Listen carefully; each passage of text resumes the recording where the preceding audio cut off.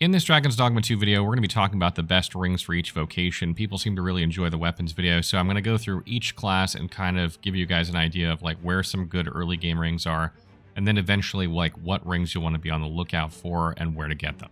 So first we'll start with Fighter, and the first ring you should be on the lookout for is Ring of Tenacity. This increases your stamina by 90. You can buy this at the Armory and Checkpoint Rest Town, the smithy there.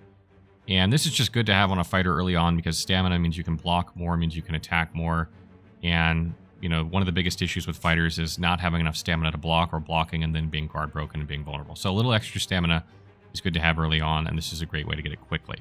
You can also try and get the Ring of Triumph by turning in Seeker's tokens to the Vocation Guild in Vernworth.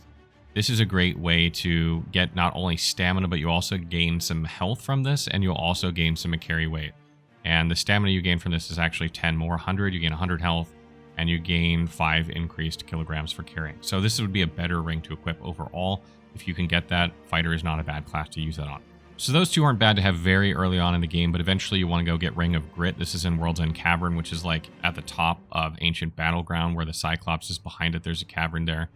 You can pick this up in there. This reduces your blocking stamina cost by 25% when you're blocking.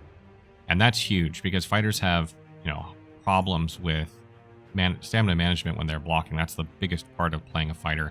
So reducing that by 25% is huge. Highly recommend getting that one. And, you know, if you have Ring of Triumph, use both of those together. Or if you have the other one, Ring of Tenacity, use that with it. And eventually you want to replace the Ring of Tenacity with Ring of Momentum, which just gives you more stamina, 150 stamina, and that's located in Thunderclap Cave. So definitely go get that quickly. And eventually, you'll want to go get Ring of Quickening from Volcanic Island Camp. This is way down at the bottom, so this will take some time. This will make it so your stamina regenerates 10% more quickly.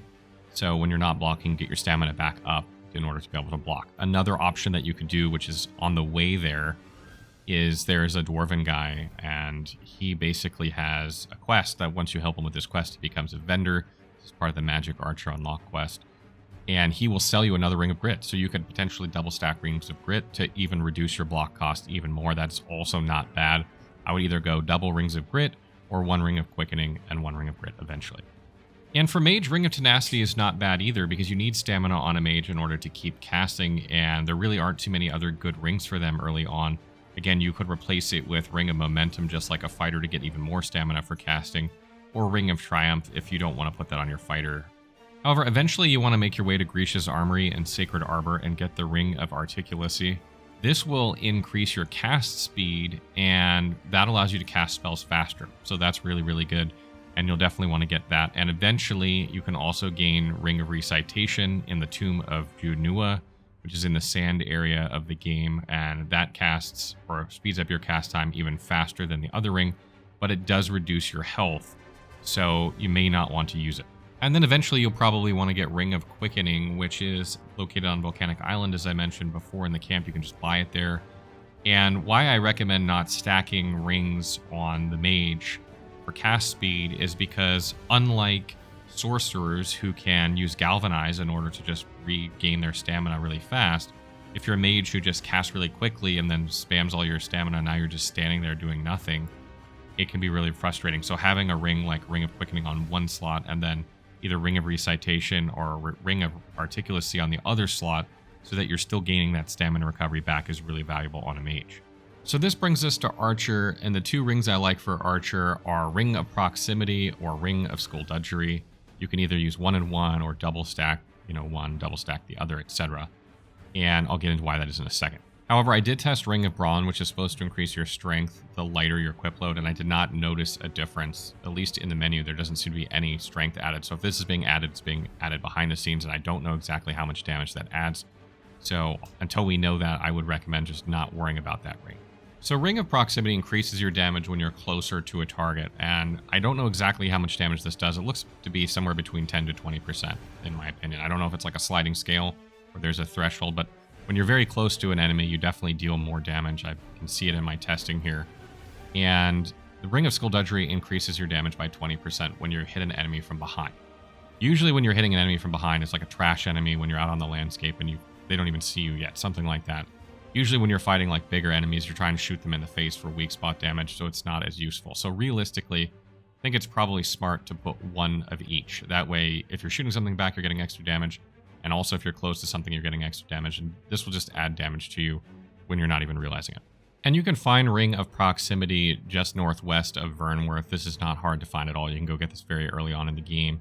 And the Ring of Skullduggery is a bit trickier because you have to do the hunt for the Jadeite Orb correctly or in certain ways, which is located in Checkpoint Rest Town. Otherwise, you will miss this ring. I don't know if there's another way to get this ring currently, and I will put it in the comments if I learn of it, but currently this is the only way I know how to get this ring.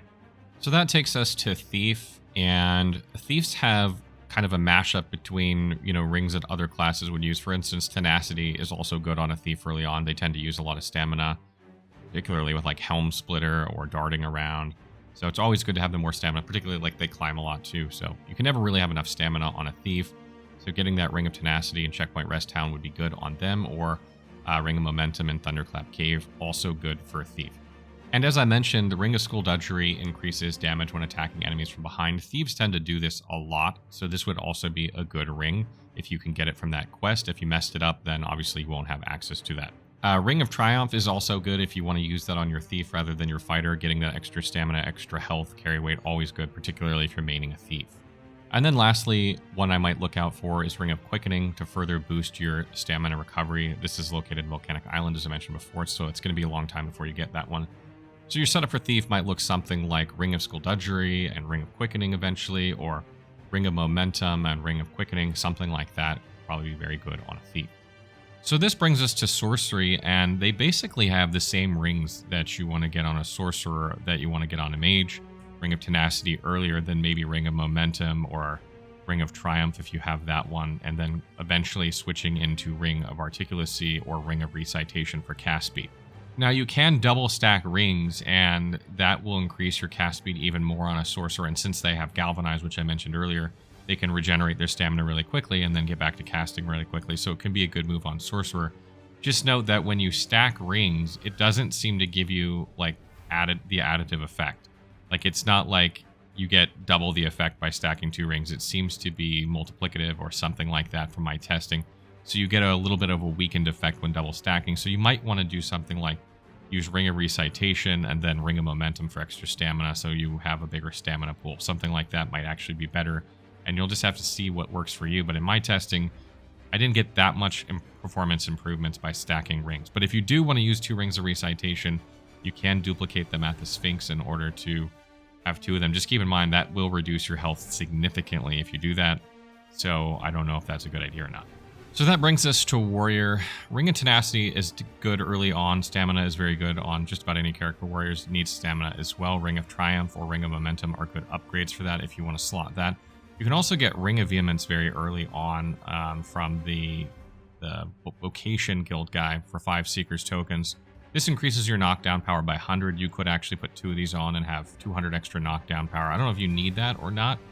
I would probably suggest just putting 1. But if you don't have any of these other rings, then you can double stack them if you want. You can buy more of these from the Volcanic Island vendor as well. She will also sell you some. So if you want, a second one later on, you can get it there.